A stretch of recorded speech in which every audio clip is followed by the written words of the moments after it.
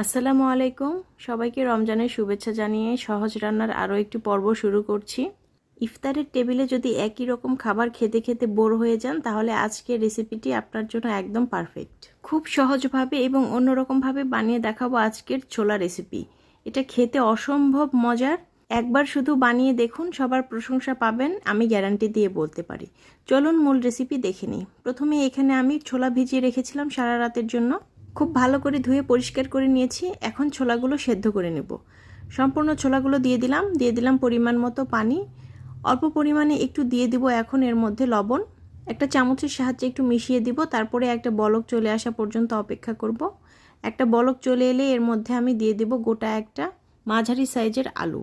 সাথে দিয়ে দিয়েছিলাম খোসা ছাড়িয়ে সেদ্ধ করে আগে থেকেই রাখা একটা ডিম। অল্প পরিমাণে একটু পানি ছিল এবং খুব ভালো করে সেদ্ধ হয়ে গেছে, এটা দেখতে পাচ্ছেন যেরকম। এখন একটা বাটিতে আমি 1 চা চামচ পরিমাণ হলুদ নিয়ে নিলাম এবং 1/2 চা চামচ পরিমাণ নিয়ে নিলাম বিট লবণ। সাথে আরও 1 চা চামচ পরিমাণ বাসায় বানানো মশলা দিয়ে দিলাম। এখানে আমি দিয়ে দিলাম অল্প পরিমাণে একটু পানি। এখন মশলাগুলোকে খুব ভালো করে একটু মিশিয়ে নেব। এখানে আমি 1 চা চামচ পরিমাণ গোটা জিরে এবং 1 চা চামচ পরিমাণ গোটা ধনে একসাথে তেলে এটাকে গুঁড়ো করে নিয়েছি। এখন এটা এক সাইডে রেখে চুলায় একটা প্যান বসিয়ে দিয়েছি। প্যানটা একটু গরম হয়ে গেলে এখানে 3 টেবিল চামচ পরিমাণ আমি রান্নার তেল দিয়ে দিব। এই রান্নাতে খুব বেশি তেলের প্রয়োজন হবে না বা অতিরিক্ত কোনো মশলাও অ্যাড করতে হবে না। খুবই অল্প তেল এবং মশলায় এই রান্নাটি হয়ে যাবে। তেলটা একটু গরম হয়ে আসলে এর মধ্যে আমি দিয়ে দেব 1 চা চামচ পরিমাণ গোটা জিরা। জিরাটাকে একটু আমি ভেজে নিব। তারপরে এখানে আমি অ্যাড করে দেব অন্যান্য মশলাগুলো। দিয়ে দিলাম 1 চা চামচ পরিমাণ রসুন কুচি। রসুনটাকে খুবই ভালো করে কুচি করে নিতে হবে। রসুনগুলোকে আমি অল্প কিছু সময় ভেজে নিব, এটা যেন কোনোভাবেই পুড়ে না যায়, তাহলে খেতে কিন্তু একদমই খারাপ লাগবে। সাথে আরও দিয়ে দিলাম 1 চা চামচ পরিমাণ আদা। খুব ভালো করে ভেজে নেওয়া শেষ। এখন দিয়ে দিব আমি যে মশলাটা ভিজিয়ে রেখেছিলাম একসাথে মেখে, সেগুলো। মশলাটা দেওয়া শেষে বাটিটা ধুয়ে একটু পানি দিয়ে দিব। অল্প সময় মশলাটাকে কষিয়ে নিব যাতে কাঁচা গন্ধটা একদমই চলে যায়। খুব ভালো করে বেশ কিছুক্ষণ কষিয়ে নেওয়ার পরে এখন আমি এর মধ্যে দিয়ে দিব 1 চা চামচ পরিমাণ রাঁধুনি। রাঁধুনিটা আপনারা শুরুতেও দিতে পারেন, আমি ভুলে গিয়েছিলাম, সেই জন্য আমি এই পর্যায়ে দিয়ে দিলাম। এখন আবারও সবগুলো একসাথে মিশিয়ে কিছু সময়ের জন্য এটা ভেজে নিব। এখন ছোলাগুলো দিয়ে দিব, সাথে পানিটাও দিয়ে দিব আমি। এখন এই পর্যায়ে খুব ভালো করে এটাকে বেশ কিছুক্ষণ আমি কষিয়ে নিব। রান্নার এই ফাঁকে একটা রিকোয়েস্ট করে নিই আপনাদেরকে, ভিডিওগুলো যদি ভালো লেগে থাকে তাহলে অবশ্যই চ্যানেলটিকে সাবস্ক্রাইব করে চ্যানেলটির পাশেই থাকবেন। একটা লাইক দিয়ে দিবেন এবং কমেন্টে জানাবেন আমার ভিডিওগুলো আপনাদের কাছে কেমন লাগে। দিয়ে দিলাম 1 চা চামচ পরিমাণ লবণ। বেশ কিছুক্ষণ কষানোর পরে পানিটা শুকিয়ে গেছে। একটু ভেজা ভেজা থাকবে, এটা একদমই ড্রাই করা যাবে না।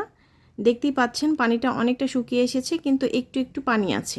চুলাটা অফ করে দিয়ে বাকি কাজগুলো করে নিব। প্রথমেই নিয়ে নিলাম একটা শসা, 2টো টমেটো, একটা পেঁয়াজ, একটা আলু এবং একটা ডিম। এখন সবগুলোকে একে একে আমি কেটে নিব। সবগুলোই একই সাইজের করে কাটার চেষ্টা করব আমি। এবং আপনারা চাইলে বিভিন্ন রকমের সবজি এখানে অ্যাড করে দিতে পারেন, যেগুলো আমরা কাঁচা খাই। বিভিন্ন রকমের কালারফুল সবজি ব্যবহার করলে দেখতে অনেকটা সুন্দর লাগবে। এই রেসিপিটি দেখতে যেমন সুন্দর, খেতেও ভীষণ মজার এবং বিভিন্ন রকমের কাঁচা সবজি ব্যবহার করার কারণে পুষ্টিগুণে সমৃদ্ধ। শসাগুলো খুব ভালো করে কেটে নেওয়া শেষ। এখন কেটে নেব আমি পেঁয়াজ। পেঁয়াজটাও ঠিক একইভাবে কাটবো এবং একই মাপের করে কাটার চেষ্টা করব সবগুলো।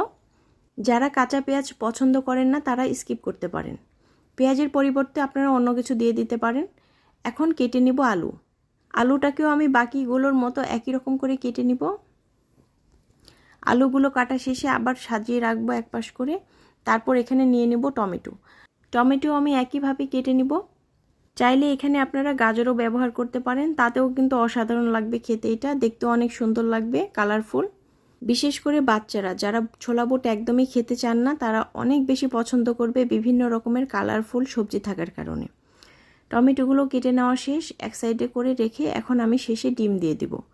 ডিমটাকেও ঠিক একইভাবে কেটে নিব আমি। চাইলে এখানে আপনারা হালকা একটু সেদ্ধ করা মটরশুঁটিও ব্যবহার করতে পারেন, এতে অনেক বেশি মজা লাগবে খেতে। একে একে সবগুলো কেটে নেওয়া শেষ। সবগুলো আমি একই সাইজের কেটে নিয়েছি, দেখতেই পাচ্ছেন। এখন আমি এগুলো বুটের সাথে দিয়ে দিব।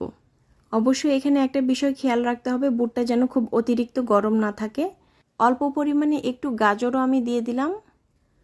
এখন এটাকে এক সাইডে রেখে আমি আবারও কিছু জিনিস কেটে নিব। অল্প পরিমাণে ধনেপাতা 1 মুঠের মতো এবং 3টা কাঁচামরিচ।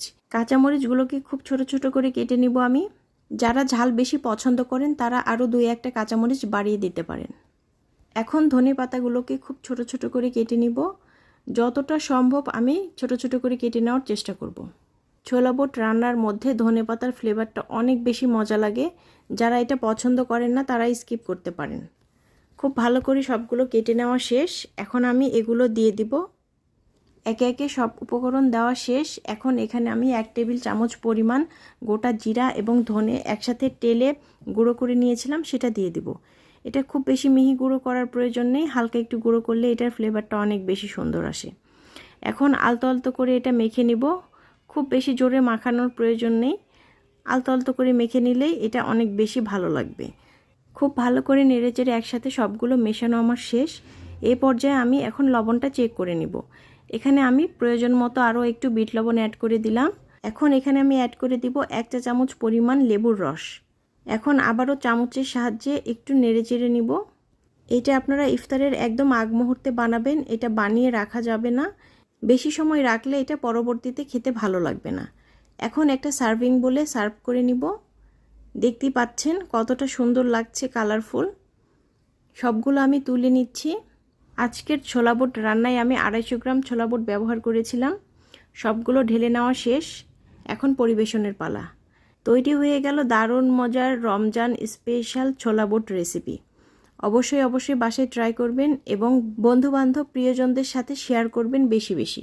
একই রকম ছোলা বুট খেতে খেতে বিরক্ত হয়ে গেলে এভাবে বানিয়ে দেখতে পারেন, অসম্ভব মজার।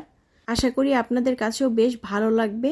আশা করি বরাবরের মতো আজকের ভিডিওটি আপনাদের কাছে অনেক বেশি ভালো লেগেছে।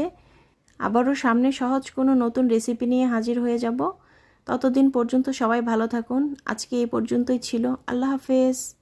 আসসালামু আলাইকুম।